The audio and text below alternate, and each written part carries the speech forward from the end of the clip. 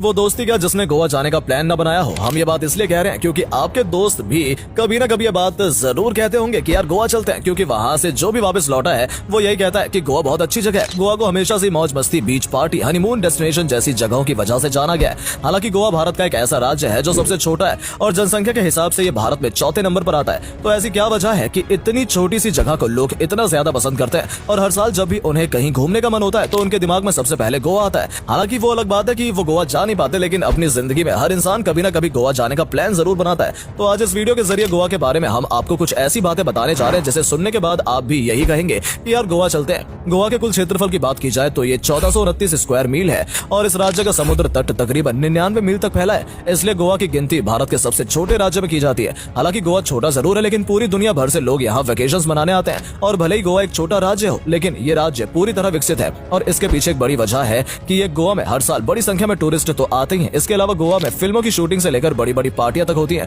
और वो सारा पैसा गोवा की गवर्नमेंट के पास जाता है, जिसका इस्तेमाल वो अपने राज्य के विकास के लिए करते हैं। अब हैरानी की बात यह है कि एक तो पहले ही गोवा का क्षेत्रफल इतना ज्यादा नहीं है, इसके अलावा गोवा का 1/3 हिस्सा आज भी जंगलों से घिरा हुआ है। हालांकि कुछ सालों से गोवा के कई इलाकों में जंगलों की कटाई का काम किया जा रहा है, लेकिन उसके बावजूद भी गोवा में अभी भी बहुत सारे जंगल मौजूद हैं। लेकिन आप फिक्र मत करिए, आपको जानकर खुशी होगी कि गोवा के अंदर एक या दो नहीं बल्कि 7,000 से ज्यादा बार मौजूद हैं और अनगिनत महंगे आलीशान कसिनो भी हैं जहां टूरिस्ट जाना बहुत पसंद करते हैं। अब आप सोच रहे होंगे कि इतने छोटे राज्य में 7,000 से ज्यादा बार और गैर कानूनी कसिनो क्यों बनाए गए हैं, क्योंकि भारत में तो कसिनो बनाना एक गैर कानूनी काम है। तो आपको बता दें कि गोवा में शराब बहुत सस्ते दामों पर मिलती है। आप ये मान लीजिए कि आज आप जो शराब 1000 में खरीदते हैं तो वहीं आपको वो शराब गोवा में 500 से 600 में मिल जाएगी। और इतना ही नहीं, वहाँ मौजूद सभी कसिनो पूरी तरह से लीगल माने जाते हैं, क्योंकि वो सभी कसिनो समुद्र के ऊपर बनाए गए हैं, यानी पानी पर, जबकि कानून तो सिर्फ जमीन पर लागू होता है।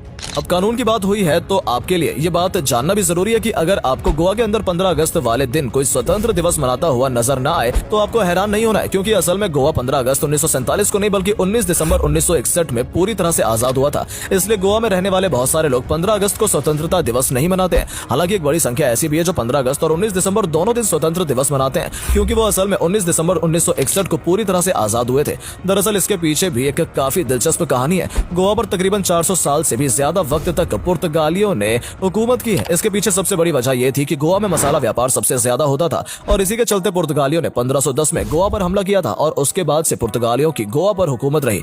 अब ऐसा तो नहीं है कि भारत के बाकी सभी राज्य आजाद हो गए हों और भारत की सरकार ने गोवा को आजाद कराने के लिए कुछ न किया हो। दरअसल भारत ने कई बार पुर्तगालियों से बातचीत करने की कोशिश की और उनसे कहा कि वो गोवा को आजाद घोषित कर दें, लेकिन पुर्तगालियों ने कभी भी भारत सरकार की बात नहीं मानी, जिसके चलते आखिरकार 1961 में गोवा को आजाद कराने के लिए हवाई हमले की तैयारी की गई और थल सेना को भी लड़ाई के लिए तैयार किया गया, जिसके बाद 19 दिसंबर 1961 को गोवा पुर्तगाली सरकार से पूरी तरह आजाद हो गया। इसलिए आज भी वहाँ 2 स्वतंत्र दिवस मनाए जाते हैं। तो अगर आपसे कोई कभी पूछे कि भारत ऐसा कौन सा राज्य है जहाँ पर 2 स्वतंत्र दिवस मनाए जाते हैं तो आपको इसका जवाब पता होना चाहिए। आपको जानकर हैरानी होगी कि गोवा के अंदर 1961 से पहले जो भी इंसान जन्म लेता था उसके पास दोहरी नागरिकता होती थी, यानी उसे 2 देशों की नागरिकता मिलती थी और वो 2 देश कोई और नहीं बल्कि पुर्तगाल और भारत ही थे, क्योंकि 1961 से पहले गोवा पुर्तगालियों के कब्जे में था। इसके अलावा हैरान कर देने वाली बात यह भी थी कि गोवा के अंदर एक इंसान की डेड बॉडी है जिसका नाम था सेंट फ्रांसिस जेवियर। दरअसल 1553 में सेंट फ्रांसिस जेवियर की बॉडी चर्च में रखी गई थी और हैरानी की बात यह है कि आज तक उसकी बॉडी बिल्कुल वैसी है जैसी 1553 में थी।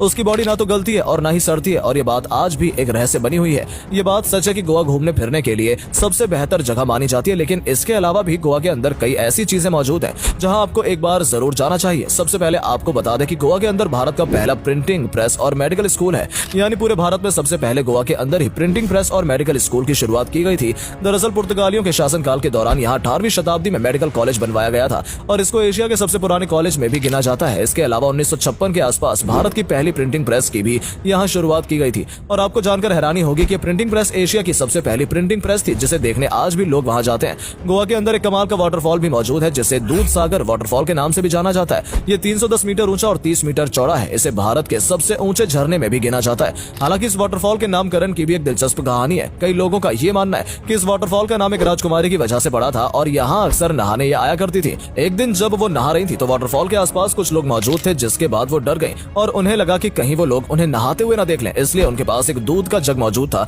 जिसे उन्होंने अपने ऊपर डाल दिया और दूध की वजह से उनका पूरा शरीर ढक गया और तब से ही इस वाटरफॉल को दूध सागर फॉल के नाम से जाना जाने लगा। अमूमन आप जश्न कब मनाते हैं? जाहिर सी बात है किसी त्योहार पर या फिर कोई खुशखबरी मिलने के बाद। लेकिन हैरानी की बात यह है कि गोवा एक ऐसा राज्य राज्य है जो पूरे साल जश्न में डूबा रहता है। यानी अगर आप आम दिनों में भी गोवा चले जाएंगे तो वहाँ जाकर आपको ऐसा लगेगा कि यहाँ तो न्यू ईयर की पार्टी या फिर क्रिसमस पार्टी मनाई जा रही है। और इसके पीछे एक बड़ी वजह है कि गोवा में रहने वाला हर इंसान बहुत खुश है, क्योंकि वहाँ बेरोजगारी दर की बात की जाए तो वो बहुत कम है। यानी 10 में से 9 लोगों के पास वहाँ रोजगार मौजूद है। और आपको जानकर हैरानी होगी कि गोवा भारत के उस राज्य में भी आता है जहाँ के नागरिकों को सबसे ज्यादा तनख्वाह मिलती है। आपको बता दें कि गोवा का घरेलू उत्पाद 2015 से 2016 के बीच में तकरीबन 8 बिलियन अमेरिकन डॉलर का था, जो कि एक छोटे से राज्य के लिए बहुत बड़ी बात है। इसके अलावा गोवा में चावल, काजू, नारियल की भी बहुत पैदावार है। साथ ही वहाँ पर मछली पकड़ना भी काफी आम है। गोवा में मछली पकड़कर तकरीबन 40,000 लोग अपना जीवन यापन कर रहे हैं और मछली व्यवसाय ने वहाँ के 40,000 से ज्यादा लोगों को भी रोजगार दिया है। बात करें गोवा की संस्कृति की तो भले ही पुर्तगालियों ने गोवा पर 400 साल से भी अधिक ज्यादा हुकूमत की हो, लेकिन फिर भी गोवा में हिंदुस्तानी संस्कृति की झलक नजर आती है। बता दें कि हिंदुस्तान के बाकी राज्यों की तरह गोवा में भी दिवाली, दशहरा बड़ी धूमधाम से मनाया जाता है। इसके अलावा गोवा का कार्निवल फेस्टिवल बहुत ज्यादा चर्चा में रहता है, क्योंकि ये क्रिसमस से शुरू होकर फरवरी तक चलता है, जिसमें बॉलीवुड के बड़े बड़े सेलिब्रिटी से लेकर विदेशों से भी लोग इस फेस्टिवल में हिस्सा लेते हैं और यहाँ जश्न मनाते हैं। तो दोस्तों, अगर आप भी गोवा जाने का प्लान बना रहे हैं या फिर कोई ऐसी जगह ढूंढ रहे हैं जो दिखने में तो विदेश जैसी हो लेकिन हिंदुस्तान के अंदर ही हो, तो आपको गोवा से बेहतर जगह नहीं मिलने वाली। इसके अलावा हम उम्मीद करते हैं आज हमने वीडियो में आपको जो कुछ जानकारी बताई है ये आपके जरूर काम आएगी और इस वीडियो को देखने के बाद आप गोवा को और बेहतर ढंग से जान गए होंगे। तो अगर वीडियो पसंद आई हो तो वीडियो को लाइक करें और चैनल को सब्सक्राइब करके बेल आइकन जरूर दबा दें।